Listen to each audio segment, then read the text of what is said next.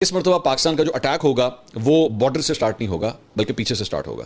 وہ پیچھے سے جو پیچھے کے ٹارگٹس ہیں یعنی کہ آپ سمجھ لیجیے کہ 300-400 کلومیٹر بھارت کے اندر جا کے جو ٹارگٹس ہیں وہ وہاں سے سلسلہ جو ہے وہ سٹارٹ ہوگا. اور ظاہری بات ہے 300-400-500 کلومیٹر جب آپ بارڈر کو کراس کرتے ہیں پاکستان بھارت بارڈر کو تو وہ ایریاز جو ہیں کہ بزنس ہبس کے اندر آ جاتے ہیں. مطلب نئی دلی کا ایریا آ گیا, اسی طرح ایسٹرن پنجاب ہریانہ کا جو وہ بارڈرز ہیں وہ آ جاتے ہیں, گجرات اس کے ٹارگٹ کے اندر آ جاتا ہے. تو یہ بھی بتایا گیا تھا کہ جناب اس مرتبہ پھر ٹارگٹس وہاں سے سٹارٹ ہوں گے. یہ میں سمجھے گا کہ بارڈر کے آس پاس کے ایریا سے جو ہے وہ سلسلہ سٹارٹ ہوگا. دوسرا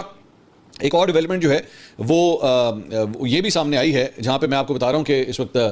حالات کافی ٹینس ہیں اور یہ بیان بازی ہو رہی ہے, تو وہ وہیں پہ ایک اور نوٹام جو ہے وہ جاری کیا گیا ہے اور یہ ہے آج سے 3 دن بعد کا